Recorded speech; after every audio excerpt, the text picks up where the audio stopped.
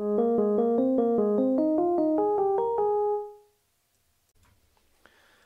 welcome everybody to the fourth ever episode of the Dune Gaming 101 podcast. I'm one of your hosts, DJ, and I'm here with my co-host, Jared. How's it going today? Good. It looks like you are playing some Dune on the screen. Tell us what you're doing. I am currently in the deepest section of the deep desert. I am out in Sector I. Ooh. Have you been out there before, or is this your first time? We've been in and out all week. I think I feel very confident that we were the first people out here, period. I think we did that one live too. I say that because over the next couple of days, I got to see a bunch of other people come in, build bases. I started seeing people in the all chat. That activity just wasn't there the first couple of days. So I think we're in the first people in the end game content. There are a couple of guilds who have beat us to like the actual last items in the game, like some carriers and things like that. But there really aren't a lot of people. If any, there are maybe a handful of people further than where we are. On our siege, particularly, we're definitely we were the first ones to ornithopters. We were the first ones to the aluminum over there, right? We were the first ones done with the trials. We were the first ones to go to the deep desert from our siege. We just know because we were flying around and everybody on the server thought our ornithopters were awesome, right? We had it by like the first weekend. We were just flying around. Mm-hmm. So now it's been a little bit over a week of us playing. It came out Thursday the 10th. Tuesday the 10th, right? It was Tuesday. No, it was, 5th. It was Thursday the 5th. Officially, June 10th was a Tuesday, but we started playing Thursday with early access on the 5th. Sorry, The calendar confused me. But we played Thursday, Friday, Saturday. Kind of binge played the weekend. I think you even pulled all-nighters, right? Yeah, I'm I think 120 hours into the game. How many days is that in? Let me fact check on that. 24 hours a day. It's about 5 days. The game's only been out for 1 week, 9 days. So you've been in it for 5 out of the 9 days so far.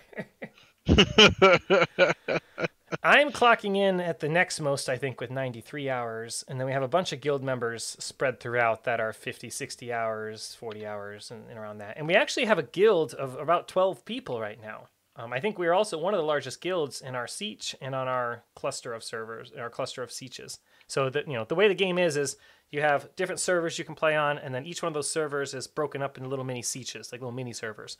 So all those mini servers actually play together in the social hubs and in the deep desert. If you guys didn't know that. So currently, Jared's in the deep desert, so he can see all the people that are there from our different sieges across our server. And I know there's some server meshing. I don't know if it's just between our siege or if it's cross server as well. I was a little confused when they explained that, but I'm sure we'll figure it out over time. So let's talk about our first week, though, man. Do you remember the first day? Yeah. We spawned in. We both kind of knew what we wanted to do. We both didn't want to build a base right away. We wanted to kind of pick up a couple of resources around the area, grab a quest or two, run the first research station, and then build a base near the outpost so that we could do all the quests. And we did. We powered through every single quest in all the first area and was out of there in our first play session onto the second area, right? Oh yeah. Then we established a larger base together and deemed it a guild base out in front of the outpost. And we started recruiting all of our friends that were joining the game later that night and later that day. And our guild base expanded to 5 or 6 property claims, land claims in size. Mm-hmm. At that point, we were rocking and rolling. Our whole guild started pushing forward with the quests and the missions and the contracts. And I think you focused a lot, a couple of our guild members like you focused a lot on gathering and crafting and unlocking schematics. And then a couple of us focused really heavily on quests and missions the first couple days after that. But now, about a little over a week in, we've all kind of circled back to doing the thing that the other people were doing. So we're all kind of, I think, partaking in a little bit of everything, right? I'd say so, yeah. That's how it's gone, yeah. It looks like on screen you're actually building a deep desert base right now. Is that what you're doing? Oh yeah, I got to get in here. I got a couple minutes before there's a sandstorm.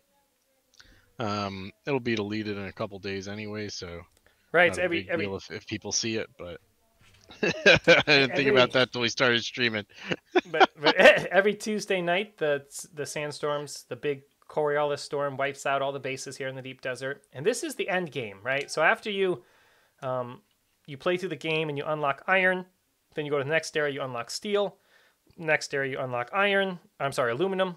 It goes yeah, iron, steel, aluminum, and then you can actually do plastinium, right? And then eventually titanium. Or what was the resources? Does it go plastinium? And then Plastinium is last.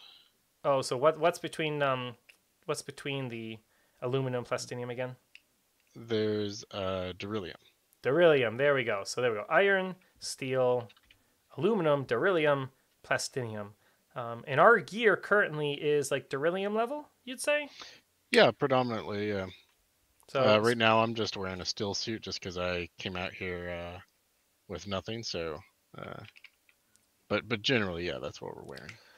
and we have assault ornithopters. We have several assault ornithopters crafted by you within the I think we're up guild. to 5. Yeah. Wow, wow. And then we have even more than that of regular ornithopters, but we have not made our carrier yet as of this episode. I'm sure we'll have it within the next day or two, 3 or probably. I'm working on making it tomorrow, but we'll There, see how far I can get. there we go. So I think we have already discussed our first impressions of the game on prior episodes, right? And how we liked it because we played the beta. So we won't recover any of that today. Let's just move on to other things. You know, like we've both seen more of the story. What'd you think of the trials? We'll go spoiler free for a second.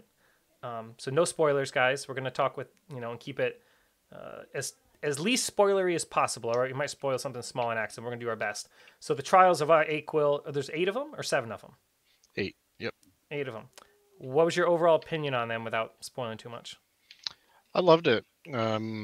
I think that there was a good mix of kind of everything I wanted out of questing. Trying to think of what I can say without like spoiling anything in particular, but yeah, they were a lot of fun. I enjoyed them. I thought they were very Dune-like. I think it's a unique story. I think they did a really good job of capturing the Fremen, the feel of the Fremen, in the desert, and the spice. And the visions are a little bit unique, but I'm down with it. I've never seen something like that before in Dune, so that's kind of cool. And each trial kind of has its own little mini game. And most of the trials are non-combatant, right? We'll say that. Most of them have to do with learning more about the Fremen and essentially learning how the Fremen live. Now, without spoiling too much, I do want to say that there is one trial, we'll just say one trial, that towards the end there that tests you on the knowledge you've learned. Hey, look it, we have a little comment coming in. Hey, yo, how's it going? Hey, Bella Smith, 108 from over there on Twitch or YouTube. Hey, how's it going? We're shooting a podcast right now. We're talking all about Dune, and you can find us on Spotify, Apple, iTunes, Google Play at Dune Gaming 101 is our podcast we shoot every week. And right now we have Jared on screen here playing out in the deep desert live as we're discussing. So with that, sorry. Something to note while we're here, we talked about it earlier, but your generator goes out in the deep desert when there's a sandstorm. So people can raid your base, Yeah. or try to kill you in your house whenever there's a sandstorm in the deep desert specifically. So I should have brought more equipment. all right. So we were talking about them. We were talking about the trials of Aquil or the AQL or whatever, right? And towards the end of that, there's a trial where you get tested, and there's a guide out there that gives you all the answers. But the test questions were all things that were mentioned in prior trials. So if you're paying attention and you read all the notes and you listen to everything that's said, and there's a couple notes you can find on the ground with journal entries outside the trials in some of the areas, that's where you get all your answers from. And I think everybody in our guild almost had to look up a guide for it because they had no idea what the answers were. I was listening to them do it. Almost nobody knew any of the answers. I even didn't know most of the answers. I had to guess at a bunch of them. Well, important to note is that it every trial before that is instanced, so you're able to go in there. Everyone in your group's able to go in at the same time and do the trial. independently. That one is not. You have to wait for other people in the world to finish it before you go in. So some of us went through, like, if there's someone waiting, maybe we used a guide to get through a little faster. Mm-hmm. Um, and my particular one, I waited 3 hours outside of it Wow. to do it. And was there Um, somebody waiting behind you? Do you have a friend waiting yeah, behind you? we had a literal line, like it was the grocery store or something. Like, but yeah. It's so kind of everybody to like get in a line and wait their turn for it. What an interesting Yeah. choice for them to do it. I wonder why they did. Um, Such a weird choice to me to make that instance when none of the other ones are. Why did they have to do that? You know. Yeah, I thought so too. I thought that was an interesting thing. By interesting, I mean, wish they would have done something else. It was so cool though.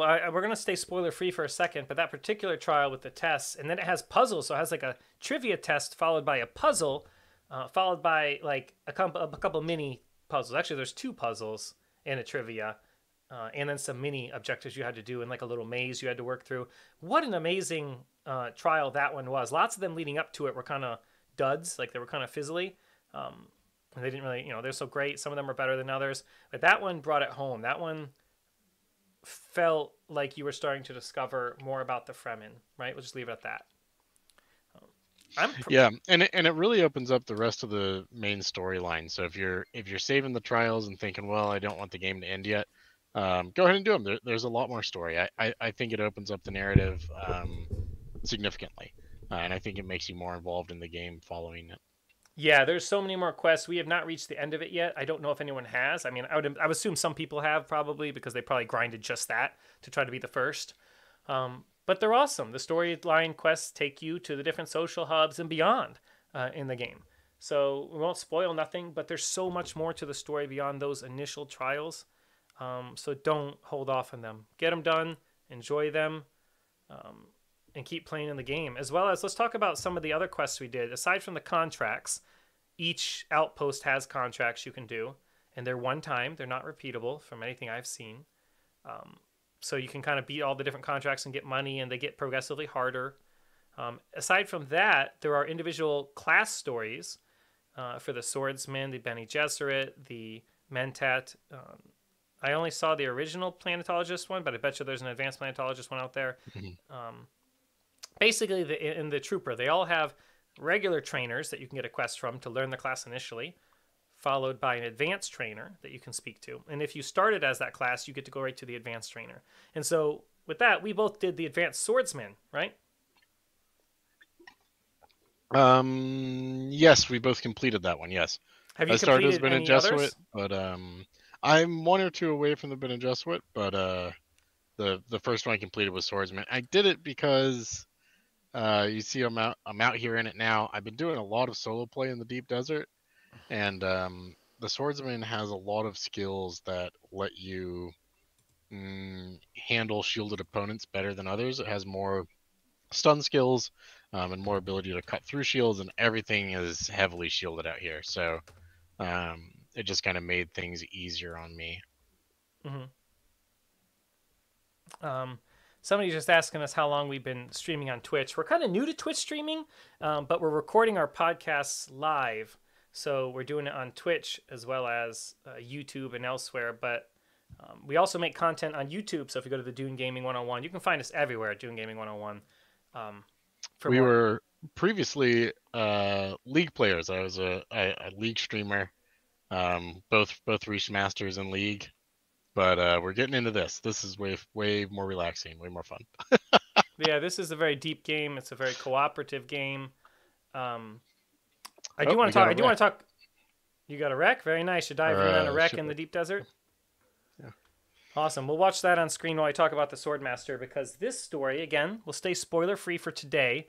Give people more time. I know it's just the first week, so we won't spoil this. But the Swordmaster storyline was perfect, wonderful. It felt very sword mastery, right? You go to a sword master who's kind of in the dumps. We're not going to spoil it. He's kind of in the dumps, and you're like, "You must train me, Master Yoda," And he's like, "Fine, whatever, I'll train you." And as you go through the story, he kind of opens up to you, and you learn more about his story without spoiling anything again. You learn more about his story, and then you get to partake in part of his life and his story and make some decisions. And there's actually multiple endings to the story. Me and Jared both played it through. We chose different stuff without talking to each other about it, and both got different endings. So keep that in mind as you play. And it was just good, totally voiced over, totally well written. The quests were short enough; it only took a couple hours to do it as a whole, so you can do it in one gaming session if you've got a few hours. And did it take you any longer than that, or did you just pound it out in one session? Um, I didn't do it in just one session, but it wasn't long.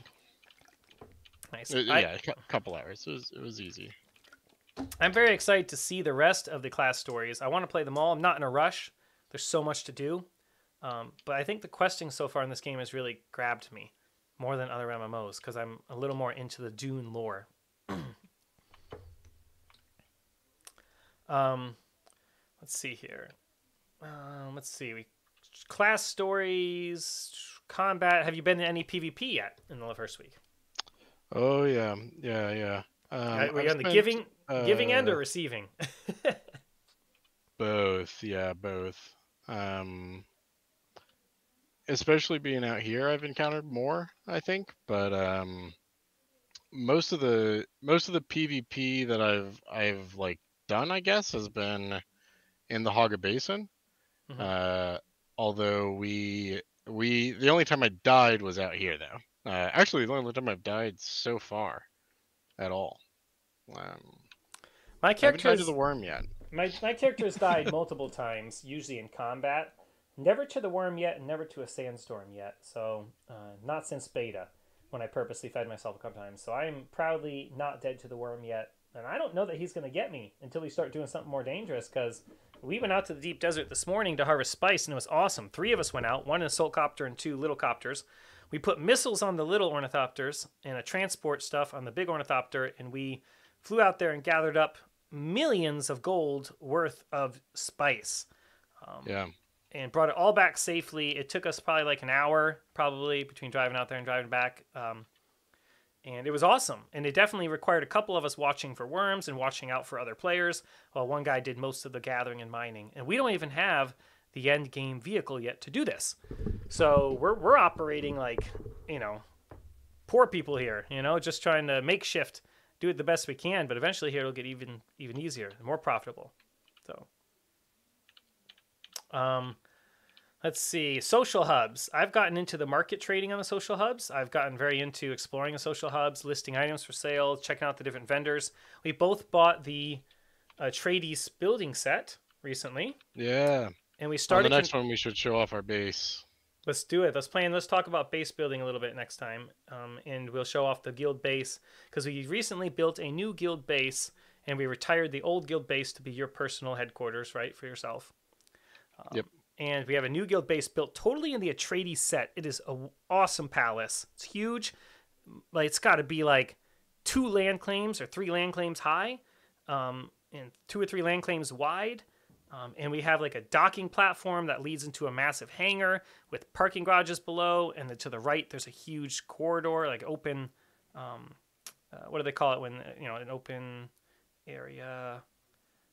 It's just a huge courtyard. It's like a giant courtyard. We have corridors and winding staircases and a courtyard and a massive castle-looking spire tower with multiple levels that you can see up and down as you're walking around the inside of it. It's just beautiful. So we'll have to show that off. We went really crazy with the building on this new guild base. We're taking our time and trying to build the most incredible guild base. And we actually put it right in the second zone, on the bottom of the hammer island, the anvil hammer island. We put it on the bottom of that island so all the new players driving into the second zone pass it, and it looks like a developer built the base. It's huge.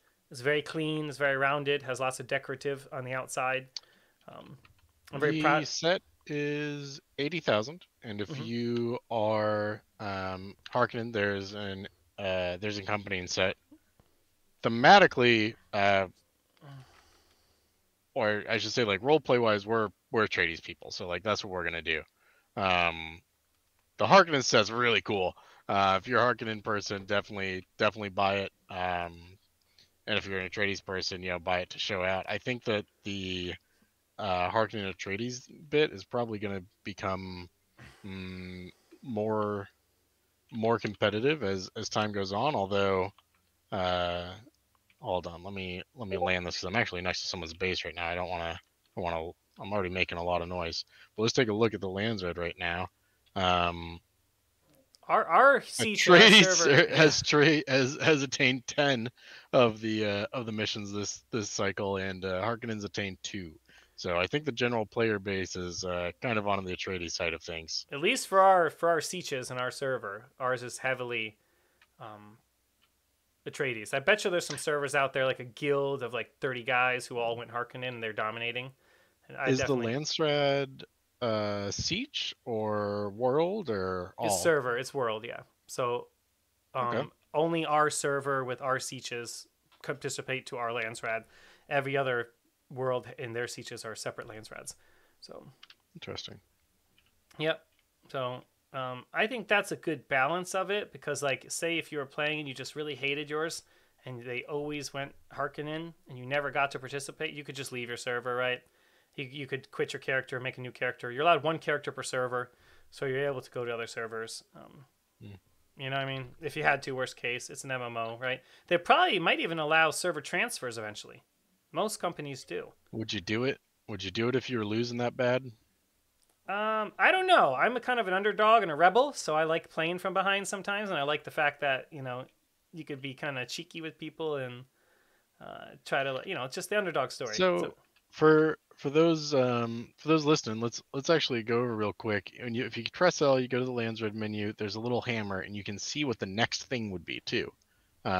So you can give those a read over next time you're in there. But next week, it's either access to a lands red weapon vendor, repair cost at refining, and refining times reduced by 75%, or experience gain is increased by 50%. Just so you know what you're voting for next time. and then the guild leader of every guild that's participating gets to make the vote. Your guild just does have to pledge to one of the two houses. So once you can players can personally pledge to a house, but then your guild has to pledge to a house in order to participate in voting for the Landsrad. Um, and And then we don't have any Harkonnen members, but have we figured out if you can individually be part of a different thing and your guild be the other? I don't know. I'm not sure. I'm sure the information's out there somewhere. We could probably have Tommy test it. I've seen MMOs do it both ways, so just depends what they do. Um, yeah, I feel like most of the games shouldn't be that limited. Like even deep desert mining and stuff shouldn't be limited if anyone's, you know, one or the other. I don't think it really affects the guild too much, right? Well, no, it would, I guess, right? Because if your guild's I've spent a lot of my time out here, and I can tell you when I'll bring basalt out on the next trip. I just wanted to establish one out here, Mhm. and I'm making ours Atreides. I think that the Atreides people will come to our aid if we're under attack. I would like to see that. I would like to see. We'll find out. I'm going to actually guess. I'm going to change my answer. I'm going to say that I think you have to be the same within. Because think about it. If your guild is getting points for doing Atreides' house, winning for Yeah, Atreides' house, and one yeah, guy in your guild is trying to win the other way, none of his votes count. When the guild leader picks the vote, he's going to vote your house. Your guild gets as many votes as for the houses you've done. So your guild might get 30 yeah. votes or 150 votes or only one vote, right? And so we had 30 something votes the first time around, and the other guy wouldn't have been able to contribute. So I bet you have to be the same faction to be in a guild. I would bet. Probably, yeah. Yeah. Unless they found a creative workaround. But why not? But, the Atreides is better anyway, so who cares? So, If you're Atreides and you're listening, you're out in the deep desert, join our Discord. We'll help you out. as You're a matter under of attack. fact, We'll come. yeah, as a matter of fact, we're going to put the Discord link in the episode. So if you go to find our podcast, even if you're watching live, go find our podcast, go to our episode, look at the show notes for episode 4 and beyond. And I'm going to start putting the Discord link in there. So come join our Discord server if you enjoy playing Dune and you just want to talk to people. It doesn't matter if you're on our server. It doesn't matter if you're on our Siege. If you are on our server in Siege, let's go ahead and tell them what server in Siege we're on. Then that's great. But if you're not, it's just a great place to ask questions and talk to other Dune players. We're trying to build a community. So feel free to be a part of that. We do have rules. We keep everything pretty G-rated or PG-rated. So no cursing, no slander, none of that kind of stuff. No inappropriate images or anything. But you can come join the server and have a safe place to talk to other Dune players. Let's see. I'm going to find where we listed our server for people so I can find it. Our server and our siege. We're going to give it out, guys. Here it is. Karana 3 is our server or our world. That's Kirana 3. And our siege is Siege Hajar, Hajar. So, yep, Karana 3, Siege Hajar. If you're there, our world has already got heavy population, so I wouldn't try to bring in a whole guild. I just don't think you'll fit because we already have a massive guild here on this siege. But if you're an individual player or if you get on a different siege within our world, you can visit our siege and we can cross-play. So I think guilds can be anybody on a world. It doesn't have to be the same siege. What you got going on screen? This person has an exposed base here. Looks like they just aren't playing. Or maybe they abandoned it. Maybe they used it and abandoned it, or they used it for a day and left it. So what you got going on there? They're sub-fief consoles here. How do I get rid of this? I can't yet. Gotta lose power. Yeah, it's still got power. It looks like. All right. Well, we'll keep an eye on this guy. We're coming back for him. Very cool. That's good to know. He was the closest neighbor, so it looks like there's no one out here with us. All right, guys. So that's our first week in Dune, right? So far, really positive experience. We're really enjoying it. It has become our primary game that we are playing.